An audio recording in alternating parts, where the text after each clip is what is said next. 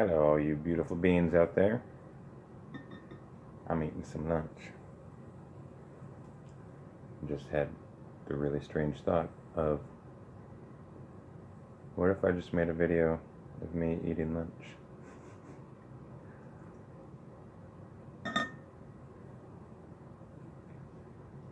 Why not, right? I mean, like, there's videos about everything out there. You could probably search up and find a video of,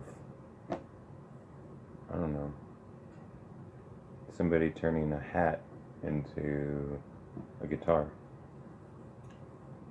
Probably could.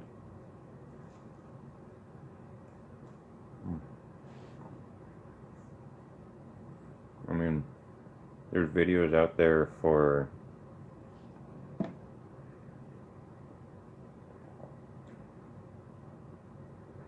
I'm not even gonna say it. Maybe I will. Yeah, there's videos out there for people like stuffing things in their butt, you know. Why not a video of some guy eating?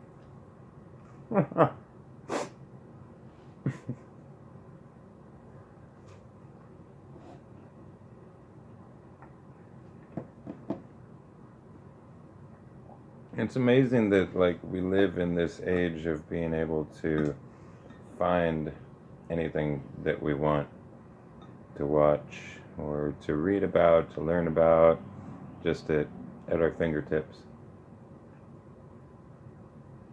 And yet we don't sit and congregate to eat, I guess maybe is where this thought feeling cloud thing is going.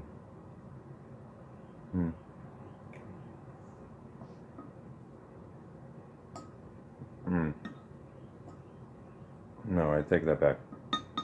It's not that we don't sit together to eat, because we don't have to sit in congregation with other beings to eat well.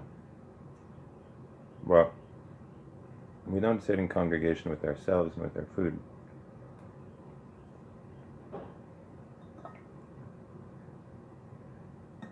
Everybody's on the go so much.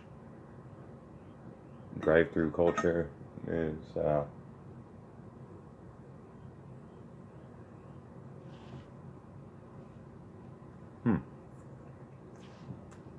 had a little hair on my tongue.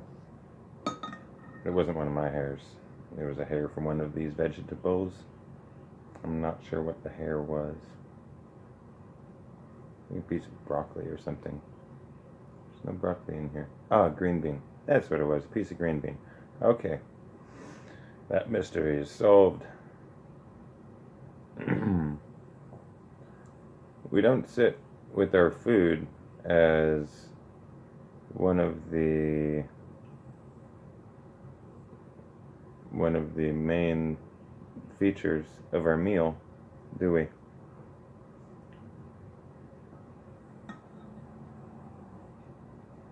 Most of the time, food it's just something that we're eating because we're not even eating it, we're just tasting it out of desire or out of biological necessity. But we're doing other stuff. Sitting there on our phones, watching TV. Our food itself, it's just kind of a byproduct of having lunch, isn't it, usually?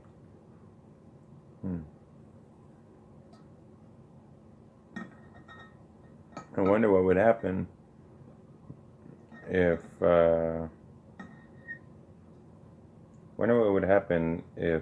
more people just made food the main character of the story of lunch or dinner and breakfast. Right now, I'm eating some soup that I made yesterday, and it is totally dank. Oh, it's off the charts. Like, I surprise myself all the time. But with this soup, oh, I don't know where it came from. I just threw a bunch of shit into a pot.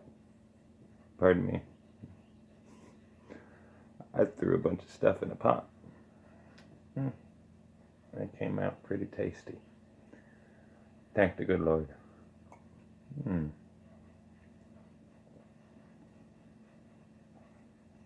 I'm eating it out of a measuring cup.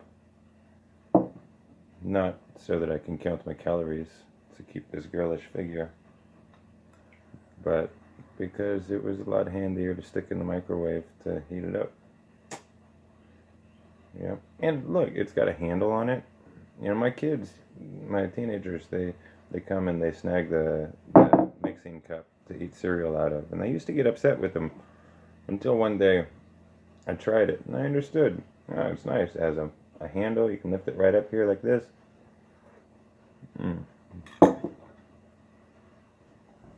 Not spill a drop. That's lovely.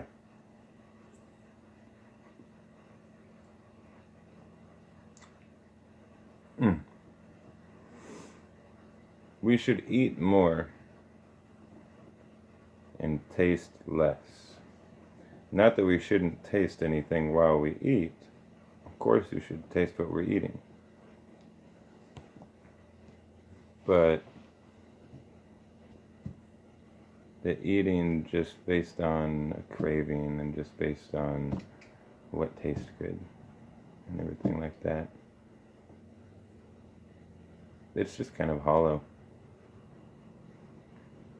I see it all the time with myself.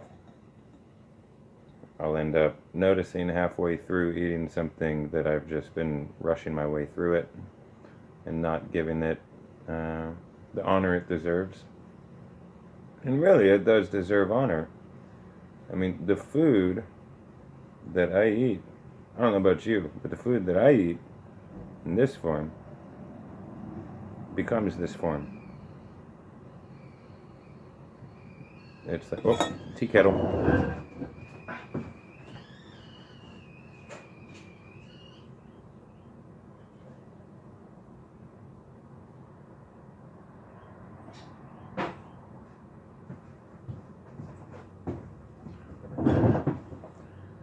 The consciousness energy that flowed through and shaped this this food. Its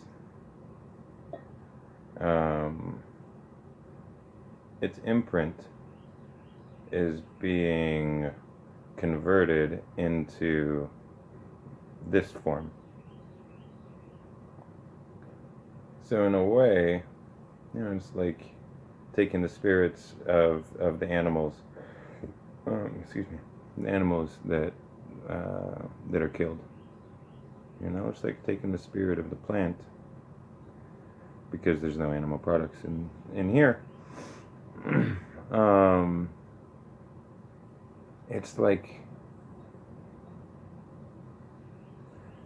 like closer to pure light. Yeah.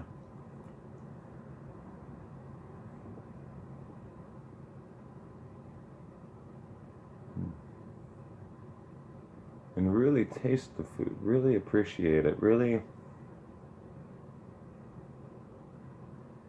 feel, understand, and know the texture of it. You can get so observant that you can feel every little fiber as it gives way beneath your teeth. That's cool. That's cool. But that's what we're doing. We are converting this into this.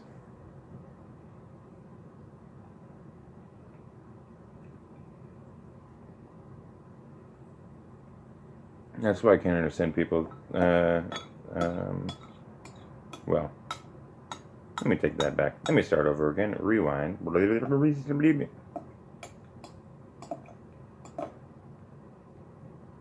eating meat anymore for me doesn't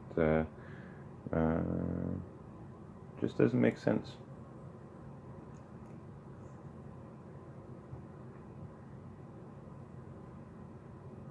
Every once in a while I have some kosher meat, but it's gotten down to like once or twice a year.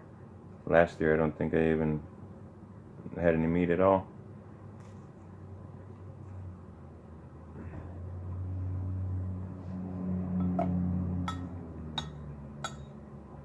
And why do you still eat any meat?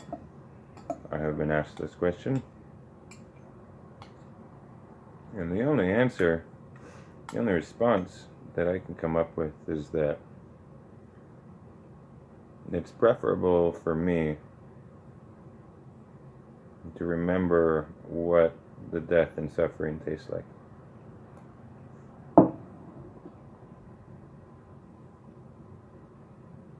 Because we're in this cycle of death and rebirth, you know? We're in this cycle of death and rebirth even within the same life in one form, you know?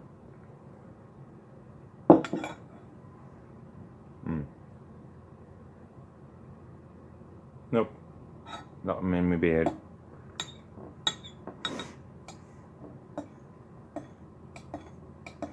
Your death and rebirth, my death and rebirth cycles, oh, they are kind of a mixture of self-imposed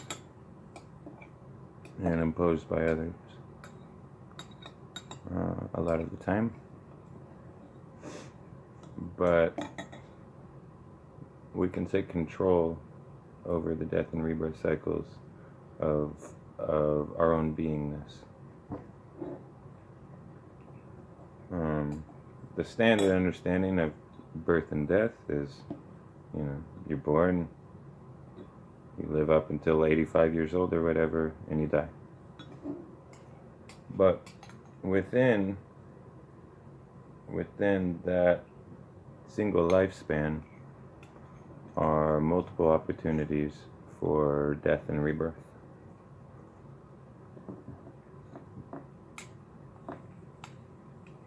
The problem we tend to run into is that with death, with the little deaths that occur, they're only partial, usually, and they're not really known about.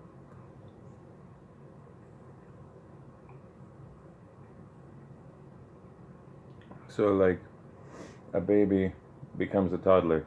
The baby's not a baby anymore, but that experience of having been a baby gets attached to the toddler, when really there was the death of the baby and the birth of the toddler. Same form, same life, as, you know, thinking in single span of form.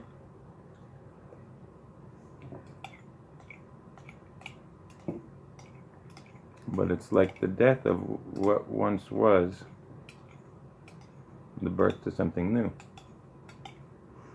And then there are other different lifespans like that, like going through elementary school and then going through middle school and going through high school and then going on into college and then I mean, the society's got it all mapped out for everyone, yeah?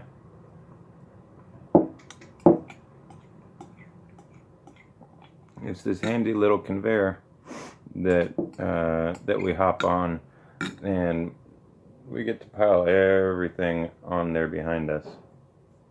Kind of ends up backing up the people in the back of the line, but they're on their own time schedule anyway, their own relativity of time. Doesn't make a difference.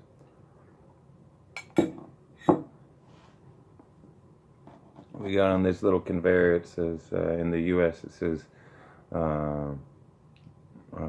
preschool, kindergarten, first, second, third, fourth, fifth grade, and then then you step up into middle school, and you're a small fish in a big pond once again. And then at the end of 8th grade, then you go on into high school. And again, you go from having been a big fish in a small pond to being a small fish in a bigger pond. And you work your way up through that. Oh, then you graduated. Now there's college. Oh, and after college, then you get a job. You can establish a career. You can find somebody, hopefully, who might have the same goals and ambitions as you, and shares your type of crazy, and stay together. Maybe you have kids.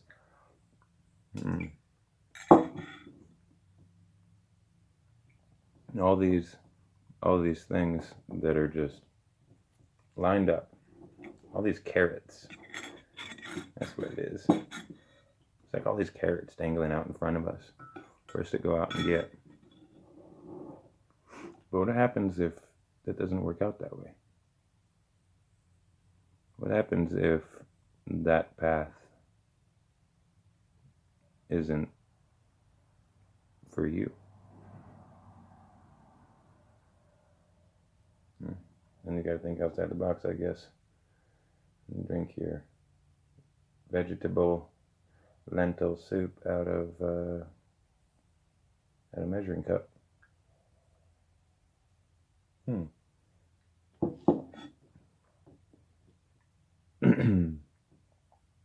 So you got all these different milestones, right? And I remember where I was. I forgot where I was there for a second. We went down this other chute of the rabbit hole. I had to come back. We have all these things attached to us, all of these former ways of being, but they're not only in these big epochs of time. They can be apportioned into smaller moments. And when we consider that there is no such thing as the past outside of our musings, and there's no such thing as the future outside of our musings, and the only thing that we have is right now, and we are a continuous evolution of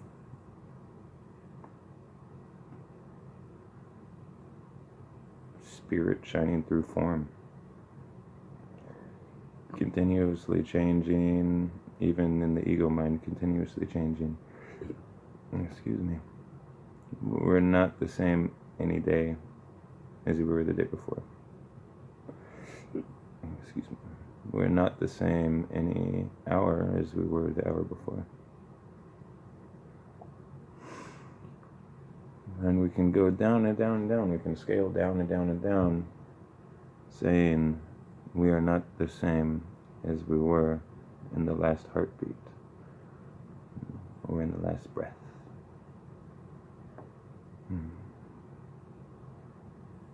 We were not the same person. We were not the same being. We were not the same form as we were in the space between the firing of neurons.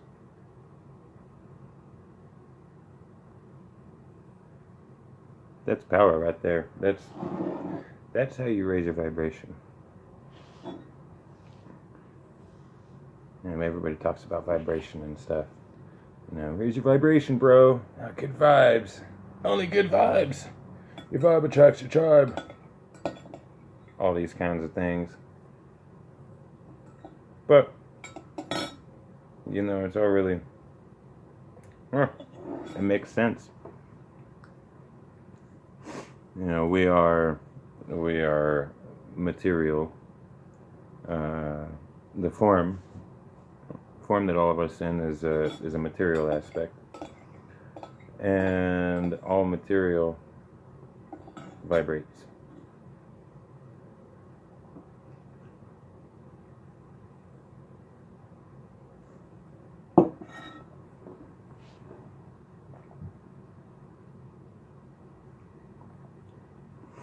But vibration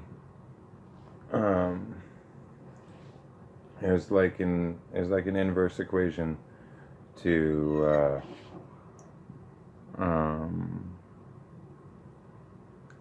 to density.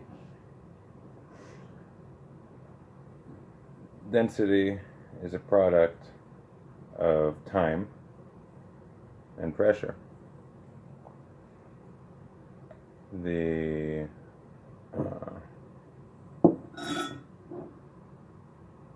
diamond comes from coal, time and pressure. The carbon of the coal is squished down. It's made more dense. Still just carbon.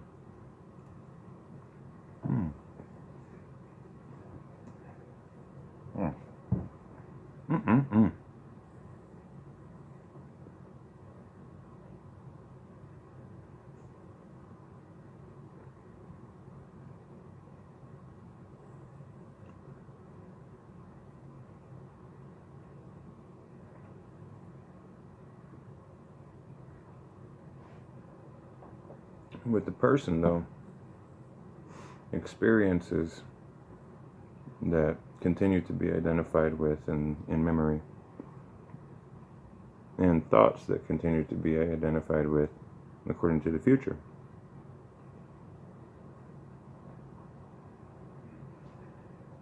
It adds this mass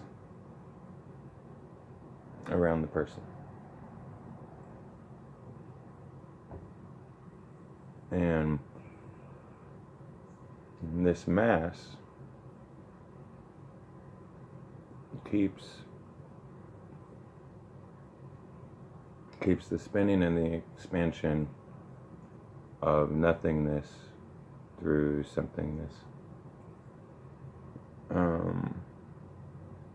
Gives it a greater inertia. Yeah, greater inertia. So it's this big honking thing that's spinning through the universe. But we want to take that big old thing and we want to squeeze it down like this. We want to make it all nice and tight so it spins really, really fast. And it goes shoom. That's raising our consciousness. That's raising our vibration. The only way for us to do that is to stop identifying with past thoughts and stop identifying with thoughts of the future.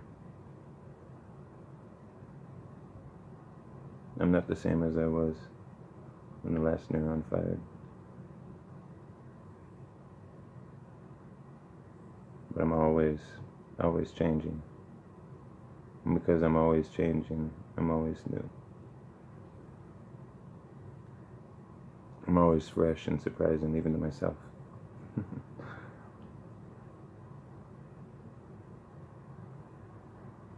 Sometimes I get bogged down. Sometimes I have a hard time cutting the strings of those thoughts of the future or of the past. But you know what? Such is life.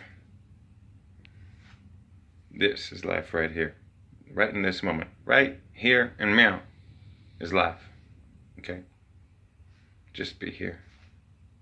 Be here. I love you. Be good. Be wonderful. Be blessed. Shalom, shalom, salam, salam. Peace.